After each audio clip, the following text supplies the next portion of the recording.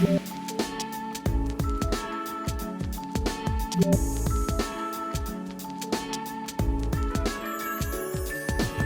hello, welcome everybody to this Boise Startup Week social impact track conversation with Inclusive Idaho. We are so excited to have three members of the Inclusive Idaho team here with us today for this conversation about how they got started and how things are going, and all of this really came together in the last several months, which everyone knows has been just an incredible time, a crazy time. So I am so excited to hear the story of Inclusive Idaho, and we have three of their team here with us to share that story. And I'm going to let them introduce themselves. I'm always forgetting something when I introduce people. And before I forget, welcome again. My name is Kenton Lee. I'm from Nampa. I'm a Nampa guy. I run a small nonprofit out here in Nampa called Because International. And this is my second year volunteering with Boise Startup Week in the social impact track. So I am so excited to be the moderator today and be able to host this conversation. And I will turn it over to Whitney. Whitney, go ahead and introduce yourself, and then we'll just keep going right down the line. Hi, I'm Whitney, Whitney Mistel. My pronouns are she, her. I'm the ED for Inclusive Idaho and co-founder, and I will leave it at that. My name is Austin Foudy. I am the Director of Community Outreach and Volunteers for Inclusive Idaho. I'm a longtime Boise resident, and happy to be here. Hi, my name is Whitley Hawk. I am the Director of Compliance and Operations for Inclusive Idaho and also the co-founder. And I live in Boise, and I love the Treasure Valley. Me too. And I am so glad that Inclusive Idaho is now a part of the Treasure Valley and Idaho. And I cannot wait to hear the story myself and have you share with our Boise Startup Week audience. And Whitney and Whitley, I think this kind of started with both of you. Would one of you like to take the lead and tell us, where did Inclusive Idaho come from? How did it get started? I'll go ahead and jump on that question. So many people know that Whitley and Austin and I were a major part of the vigil on June 2nd. And so following that event, and it was incredible in so many things. And Jessie was the actual idea behind the vigil. She's not here, but a part of our team. Jessie's a school teacher, so she doesn't have the luxury that we have to do things in certain parts of the day. And so Whitley and I really, after the vigil, just having been two people that have always wanted to have a nonprofit and based in this type of work, just thought, what else can we do? This can't just be it. And although the vigil was phenomenal, this work is lifelong, as we know, and is so important, and it's bigger than one singular moment or gathering. And so we really just sat together and thought, like, let's do this. And so let's create an organization. Let's create something that will be long lasting and not only work to elevate the lives of Black Idahoans and the experiences and the existence of Black Idahoans, but how can we, knowing what it is to be marginalized community members, do more for other underrepresented community members as well? So, yeah. And did all that come together in, I mean, normally when someone is starting something, it might take months, even years before things come together. How quickly did you all decide, let's do this? And how quickly did things start to take shape and start to happen? In a matter of hours. And then from there, it was probably a couple days to a couple weeks before it really started to take off. And so it was the initial process of it was very, very quick moving. Yeah, I mean, we did all the paperwork things, incorporation, all that stuff. Started the ball rolling on that as soon as we could, because we knew we wanted to do it. But and I will say we had a very unique opportunity, having had the traction and the news coverage from the vigil. So we sort of went from doing what we do in day-to-day life, whether it be activism or not, to being fairly well known as individuals, the four of us within the community. So launching Inclusive Idaho on the heels of that event gave us a really large boost in an ability to reach Idaho and the Boise community in a way that we may not have been able to, and really helped us launch pretty well into the public eye with some decent recognition for sure.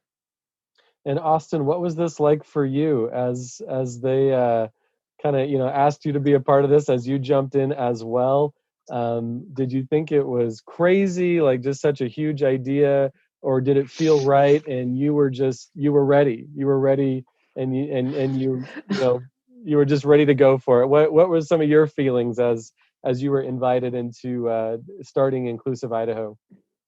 Well, when I was asked to be a part of Inclusive Idaho, it was an immediate and resounding yes. There was no hesitation in my mind, and it wasn't crazy at all to me. Though I hadn't planned on being a part of a nonprofit organization such as Inclusive Idaho, I knew that my heart had long been in the vein of activism and advocacy work, and so it honestly, it just felt natural from the get-go. And though it's emotionally and labor intensive, it's truly where I believe I fit. And I think that I don't want to speak for anybody else, but I get the sense that we're kind of all in the same boat. Awesome. Can I dig into that a little bit? What do you mean where you fit? Like could you share more about what you mean by that? Certainly, yeah.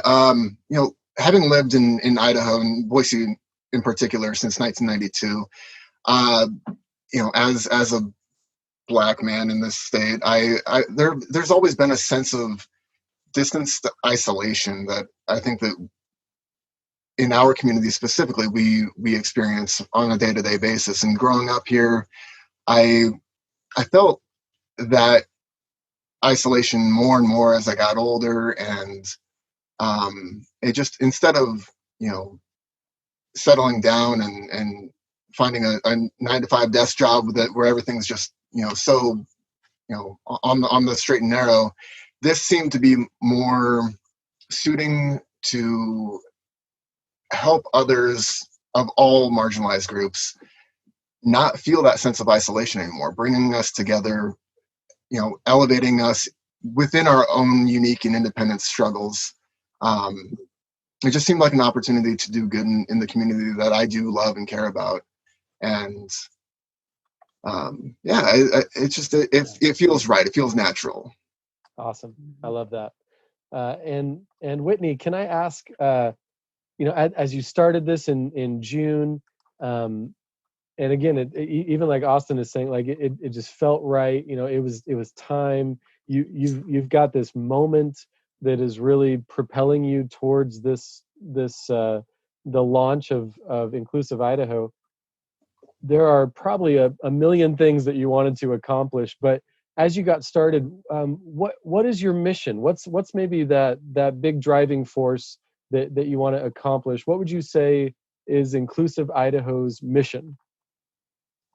This is a really easy time to sort of just spout our mission statement, which I personally think is great. Sure. But I think what we're doing and what we're trying to do really comes down to creating a sense of belonging and welcoming, and building Boise, the Treasure Valley, and Idaho into a community that is not only tolerant, but welcoming and accepting of underrepresented community. And so that's really the heart of what we're trying to do. And when you look at the things that we're doing and what we plan to do and the programs that we have and want to have, that's it. So we're trying to reach into the everyday. When you see things like inclusive outdoors and inclusive schools, underrepresented kids, Black and brown kids, BIPOC kids, youth that identify as LGBTQ plus, and refugees, which Idaho we know has a really unique population of refugees throughout the state. Their lives are and sometimes can be adversely impacted by law enforcement. But what are they doing every day in the everyday? They're going to school, right? And people who look like me are going to work, and And we also know that Idaho has a really, really deep connection to the outdoors. And so our hope in building Inclusive Idaho is that we can do the work and we can create change in the everyday, day in and day out experiences underrepresented Idahoans, Black Idahoans, Indigenous, people of color, and those with disabilities. And so these individuals who often and statistically are pushed to the fringes of society. And also say that it's really easy to look at those big things that we sort of see on the news. And that's why we wanted to create an org that is doing that work too, right? So we're sitting down with law enforcement, and we hope and want to continue to work on those things. But like I said, we're also looking at what are our experiences and what's our day-to-day living as Idahoans, and how can we elevate and create a greater sense of belonging and inclusion for those individuals. Awesome. And Whitley, let me jump over to you. So how are things going so far? You launched in June. You've got a beautiful mission. You're passionate. You're excited about it. How are things going though?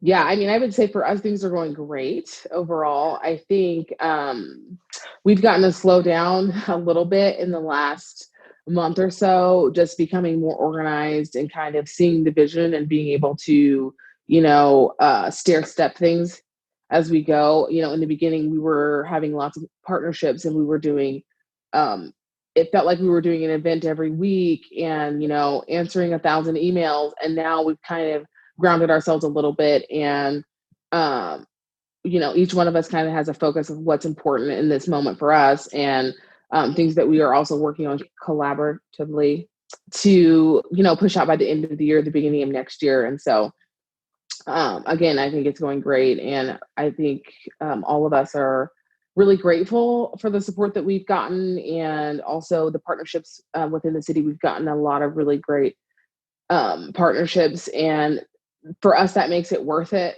For example, like our office space was donated to us, by Drake Cooper. And so those things alleviate a burden, especially when I'm looking at the financial plan and, okay, we don't have to pay rent to somewhere. Those things are really huge for a startup nonprofit. So it's going really great. Awesome. And let me stay with you for a second, Whitley. So Sure. for people listening right now, I know Boise Startup Week has many entrepreneurs, many students, many soon to be entrepreneurs as well. I mean, for people who feel like they have a passion and they want to start something, from what you have learned these past several months, what advice would you have for them? Someone else who wants to take their passion and launch some kind of venture, whether it's nonprofit, for-profit, whatever it is. With what you've learned these past few months, what would you say to them? Gosh, I would say a couple things, but I think the biggest one would be it sounds so cliche, but to just do it, because when Whitney and I were sitting down talking about this, there's a million reasons that we could have come up with not to do it, right? Oh, we have less free time. What about we can't go with our friends as much? Oh, we can't travel on the weekends as much. Oh, that trip to LA, or whatever the reason might be, but seeing where we are now from June, everything we've done is so worth it. I never thought once about the thing I didn't get to do, or even the lack of sleep. It's just all been so worth it. And so to see the impact that we've already made, and no matter what you're doing, you're going to be impactful, even if you're selling something for profit, right? So if you're passionate about that thing, seeing it impact people's lives is what's going to keep you going. And we've already seen an impact 10 times over. And so I would just say, think about the impact that you're going to make with whatever you're doing, and how it's going to change people's lives, no matter what it is, for profit or nonprofit. And that's really a huge motivation for us. When we get letters and emails and donations from people with, a letter attached to our personal story, or when something we've said or a webinar we've hosted has really changed someone's life, it's just all worth it for us. So awesome. I love that. And so, hey, Austin, so you started with the four of you, and obviously you're doing this amazing work, and you need more help. It has to be more than just the four of you. How can people get involved, Austin? What are some of the ways that you are encouraging people to join the mission of Inclusive Idaho? Yeah, I mean, engagement is a huge aspect of what we do, and keeping people involved and connected with us, and the events and avenues that we continue to pursue. But volunteerism is one of the biggest things, especially for events. Following the vigil in June, we started a volunteer list that became rather robust in a matter of weeks. And so sign up to volunteer. You can find a sign up link on our website at inclusiveidaho.org. But other than that, I mean, it's look for opportunities. If there is something that you see that we're doing that you have interest in or have experience with, it's worth sending an email, to our email address at info@inclusiveidaho.org, or to myself, to my personal email, which you can find on our website, and say, hey, I've experienced this, or I have experience in this field, and reach out, and we'll get back to you. And if it's a fit, it's a fit, and we may very well utilize that, because we do so rely on community involvement to help us maintain our mission and our focus on what we deem to be worthy of our cause. So awesome. And Austin, if someone wants to make a donation, do you guys allow that? Is that if a business or individuals want to help financially? I'm assuming I know the answer, but I mean, can people get involved that way too? Yeah, absolutely. And I mean, work like this is reliant upon and dependent upon donations, both big and small. And so on our website, you can make a donation through our support tab, our take action tab. You can make that directly through the portal on the website. You can also find us on the Cause app. That's just an app that you can download on your phone. If you don't know what that is, just search CAUZE in Google Play or the Apple Store, and you can make direct contributions to us that way. That really make a difference and help keep us going, keep the lights on, and keep us achieving in our goals and putting on the events that we do enjoy hosting and facilitating. And Whitney, I'd like to jump back over to you. We have a few more minutes, and for anybody listening and joining us today. So we actually did this conversation once before, and our sound didn't quite work. So this is our second try. But something you said the first time, Whitney, that we were talking, really stuck out to me, and that was that this is your life's work. Now that was maybe a month ago, and that we had that conversation. Things have been just going crazy, full speed for you guys since June. What has I don't know. I don't know if that's changed at all. I don't want to say that that's still the same a month later, but I know you're just so passionate about this, and as you mentioned last time, this is your life's work, and you feel so strongly about this. Can you share more about what do you mean this is your life's work? Well, is that still true? I'll ask that. And then what do you mean that Inclusive Idaho is your life's work? This organization, but even just this work in general, is what I've really always wanted to do with my life. And so people ask me all the time, why did you move to Idaho? And a lot of times people ask that question because I'm a Black woman, and let's just say they don't know better. But and I answer, I moved to Idaho to go to law school because this was the vein of work that I wanted to do, and I felt like that maybe a law degree was the best path to that. And I decided that it wasn't, but creating community and opportunities for underrepresented Idahoans, underrepresented people. Idaho's where I happen to live. I like to think that I would be doing this wherever else I lived. But for Idahoans specifically is what I want to do. and when I think about the impact and the place that Idaho could become, and especially when we're talking about Boise and the Treasure Valley, which is where most of us are located, or where a lot of Idahoans are located, it's super huge. And I think we have a really significant and cool opportunity as a community to not just take a hold of Inclusive Idaho and partner with us, but sort of look at what we're doing and look what other organizations are doing, and you can name them, and really follow in what they're doing. And I know a little bit of what we do is sort of right now here in the climate, and so people are paying more attention, but this will matter in a year and in 10 years.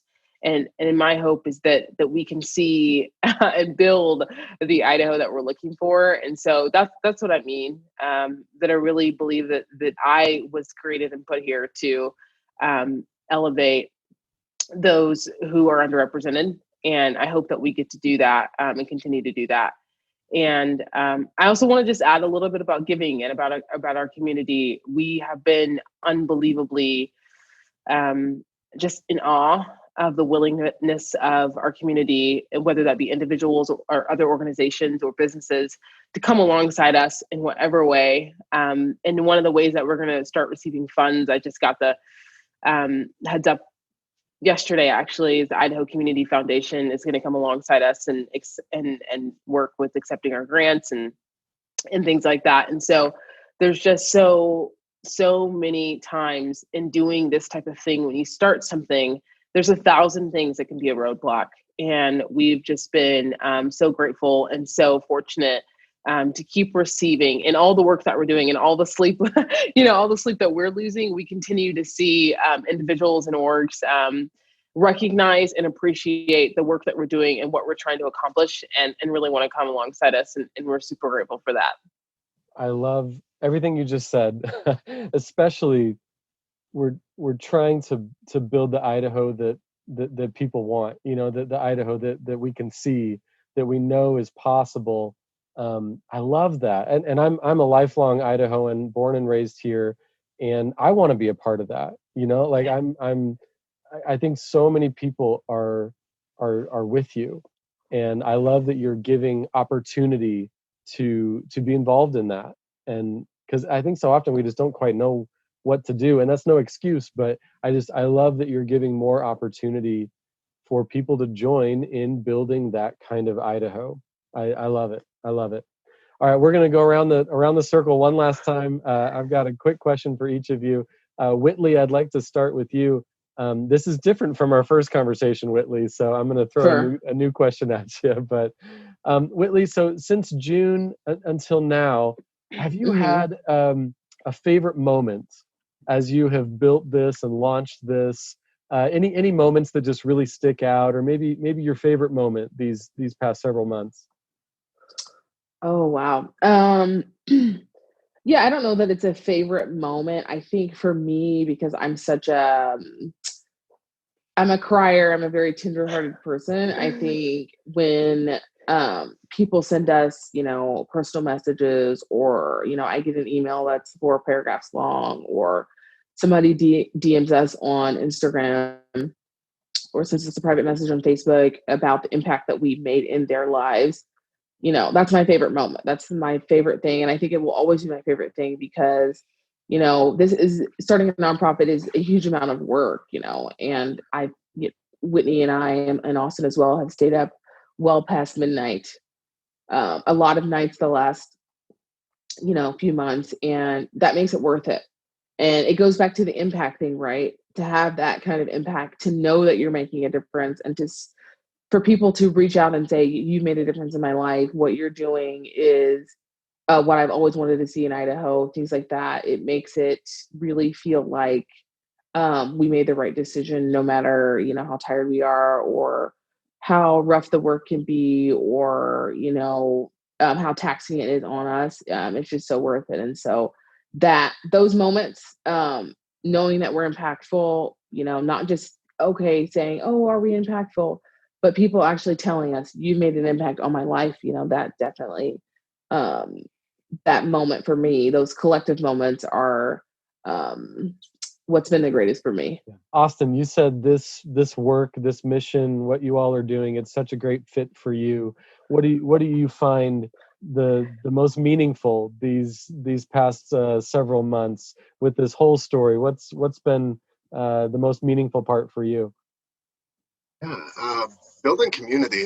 Honestly, I think that's been a huge part of it. I truly believe that the engagement and social aspect of a lot of the work that we do and the events that we've hosted have given me a tremendous amount of joy in seeing others' joy.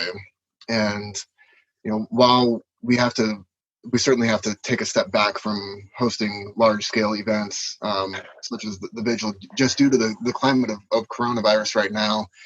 It gives me a lot of joy and hope for the future of Idaho and the future of our community, to know that so many people can come together with a shared vision and goal of how they truly believe Idaho can become such a great, wonderful, inclusive, and fantastic place to live. I truly do love this state. I've lived here for so long, and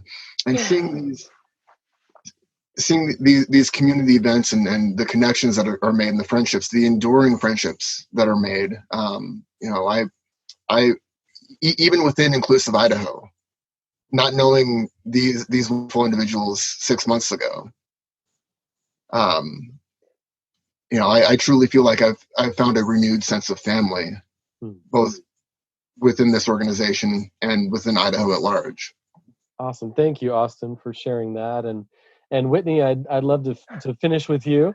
And here's my question for you. So you've got a captive audience right now. You've got tons of people watching, being a part of Boise Startup Week and watching our conversation.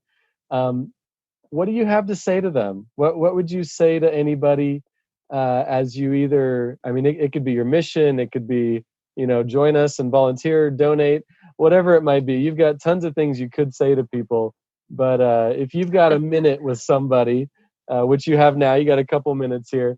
What is your message? What would you say to the people watching right now? And as you kind of wrap things up, what would you like to say to us? I would just say that we're really thankful to be where we are today, and our team is fiercely committed to doing this work. And something I don't always note, but I'm going to do it right now, even with some hesitancy, and say that we're not paying ourselves, we're not being paid. So the donations that we receive are being put into our business account, and there to build programming.